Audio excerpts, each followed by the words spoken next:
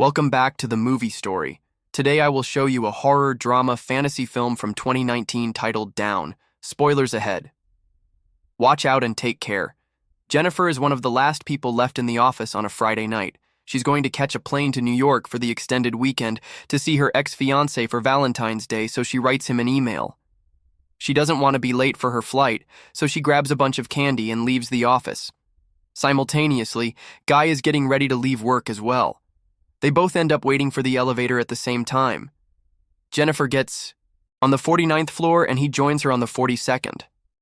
Guy immediately starts chatting with her and joking. She replies but doesn't seem interested in having a conversation.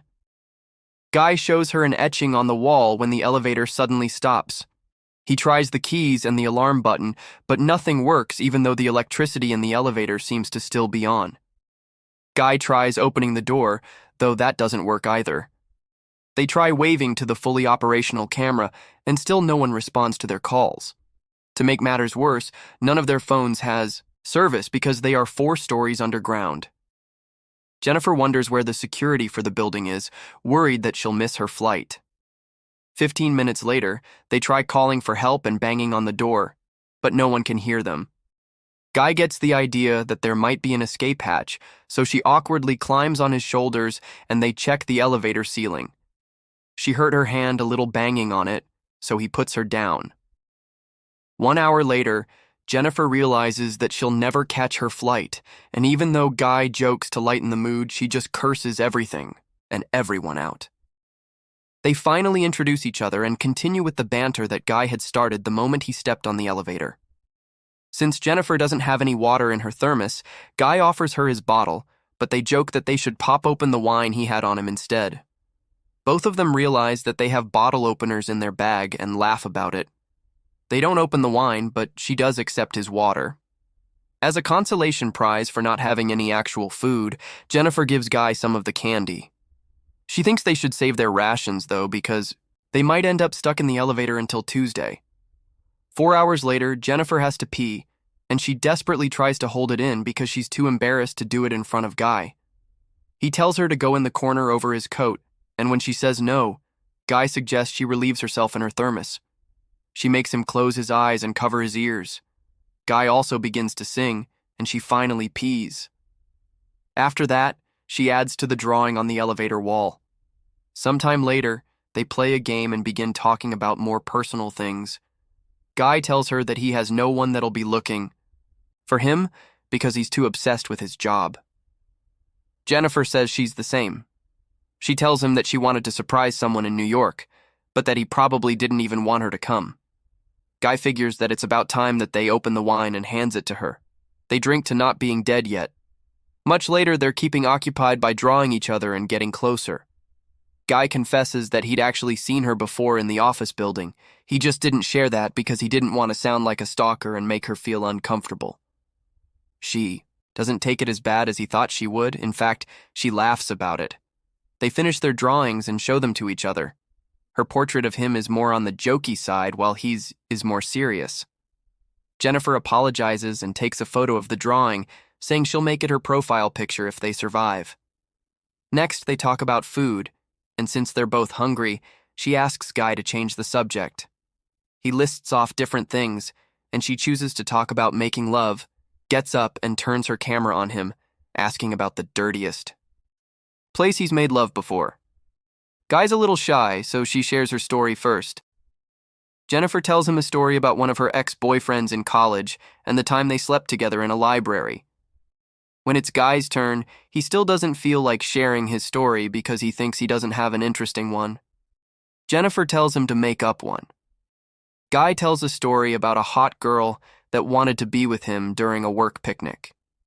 He says that they got drunk, got in the car, and she begins to undress while he's driving. Guy gets weird and uncomfortable again, telling Jennifer that he got aroused and he had to stop. He apologizes because he thinks he crossed a line, but she says that it's cool. Guy approaches her awkwardly and kisses her, then begins to undress her. They make love in the elevator. After, Guy tells her that he could fall in love with her, but she gets away from him. Jennifer tells him that she wants to get back together with her ex. That was the reason why she wanted to go to New York and surprise him. to patch things up and make everything better. Unlike Guy, she thinks that even though their encounter was fun, they should just keep it casual because what she has with her ex is real. Jennifer is honest with him about how she feels and what her previous relationship was like. Guy, on the other hand, thinks that they connected and that her ex doesn't deserve her. She gets mad because she clearly still loves him and tells Guy that when they get out of the elevator, they'll just go back to their separate lives. Guy keeps insisting that they were meant to be together, and he begins to cry because he feels alienated even though they're locked in a box together. Suddenly, something flips in him, and Jennifer can feel it happen. Guy begins to tell her the truth about who he is. He lied to her about where he worked and about his name, too. The man tells her that he didn't just notice her, but that he actually saw her every single day at work. He takes out his phone and shows Jennifer security photos he has on it of her, listing out the times and dates when it was. The guy even has a video of her getting into the elevator that night. Jennifer is afraid. He tells her that he's actually the building's security guard and gets angry when he explains that no one ever notices people like him. She didn't even recognize him, even though he works at the front desk. He thinks that he knows her more than her ex and tells her that he planned everything that happened that night. The man takes out a key and unblocks the elevator. Jennifer can't believe what he did to her and says that she'll call the cops and that he'll rot in jail. He doesn't like that, so he grabs her and they begin to struggle. Flailing her legs during the fight, Jennifer breaks the elevator key. They continue to fight and she knocks him out with her shoe. Jennifer is afraid that she killed him, so she approaches him to check when he suddenly jumps up and knocks her down. They both remain unconscious in the elevator. After a while, Jennifer wakes to find the man conscious already. She asks him why he did it. His reasoning is that he wanted to get her away from everything so that they could connect on a human level. He says that they didn't just have a date, but an entire relationship in the weekend stuck in the elevator. Jennifer thinks that he's not going to get away with it because someone will surely come to get them out. Unfortunately, she finds out that the guy has taken all the shifts for that weekend, and the two other guards won't be coming in until the extended weekend is over on Tuesday. Jennifer asks what he'll do, and he says that he would rather kill her than go back to prison. He says that he never forced her to do anything, but Jennifer tells him that he kidnapped her. That sends him into a rage spiral. When he calms down, he opens the present that Jennifer had bought for her ex-fiancé. He finds a shirt and a box in the bag. The guy puts the shirt on and tells Jennifer to open the rest of the present. Jennifer opens the box to reveal cigars, complete with the necessary tools, like the cigar scissors and lighter. He lights a cigar and taunts Jennifer further, even saying that she could have gotten her ex back with all the nice gifts. In a gust of irony, he wishes her a happy Valentine's Day. Sometime later, the guy apologizes to Jennifer for scaring her and asks her if they can reconcile.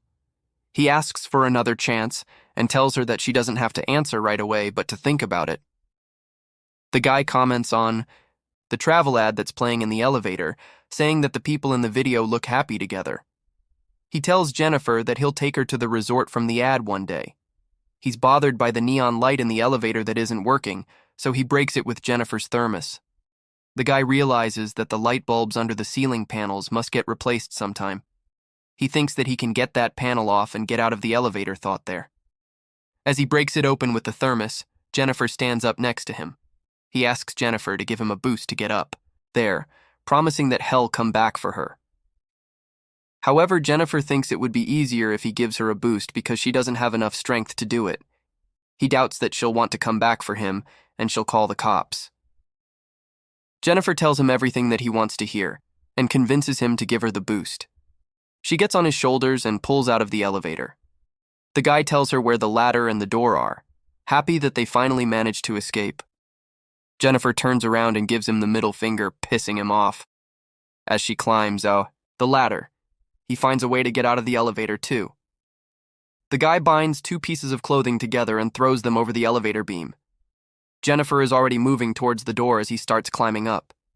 He tells her that she'd better run because now she's going to die. Jennifer gets close to the door when he already reaches the level she's on and follows her. She opens the door and screams for help. Then he suddenly garbs her and hurls both of them back in the elevator. They both fall unconscious. Jennifer wakes up first and sees the fire, sprinklers, conceiving a new plan to get herself out. She tries to activate the fire alarms by lighting a cigar, but when she doesn't manage that, she starts a small fire. As the elevator fills with smoke, the guy wakes up and she punches him, breaking his nose. Jennifer succeeds in restraining him with a piece of clothing. He tells her that the fire alarm won't come on, but that they'll just get soaked and electrocuted. Jennifer threatens to seriously hurt him and makes him confess to everything that he's done to her. She turns her camera on and shoots herself, explaining what she knows about what happened. Jennifer turns the camera on him and asks for his real name.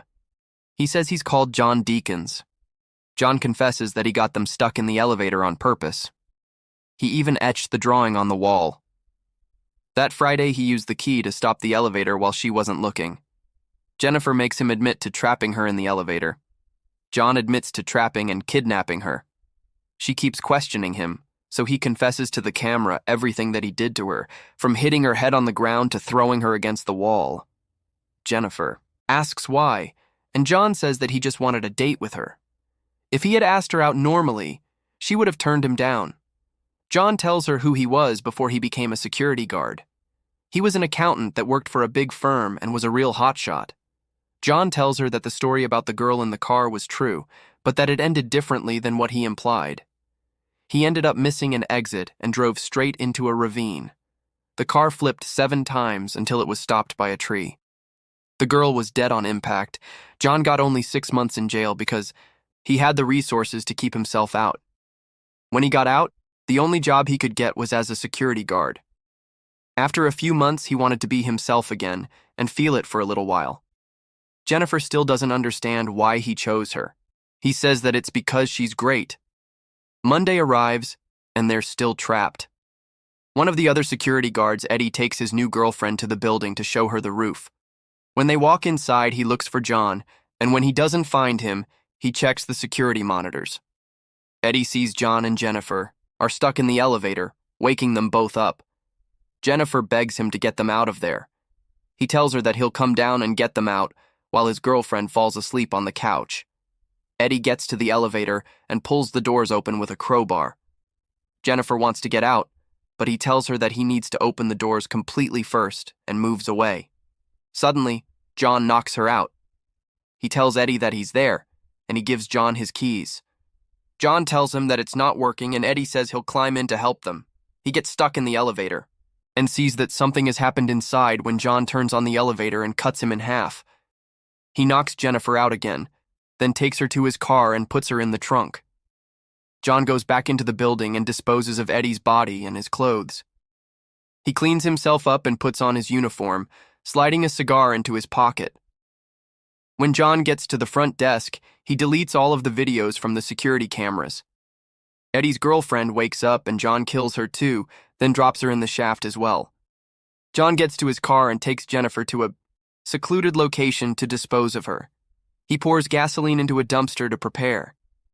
Before he opens the trunk, John tells Jennifer that he still likes her, and it's unfortunate they couldn't be together. Jennifer pretends that she's dead, and when John goes over to the dumpster, she hits him over the head, gets in the car, and starts driving. At one point, she stops when she finds the lit cigar in the tray. Jennifer starts backing up the car and rams into a terrified John. She comes out and sees that he's in the dumpster. Jennifer relights the cigar and walks away, then she flicks the lit bud into the dumpster, burning John alive.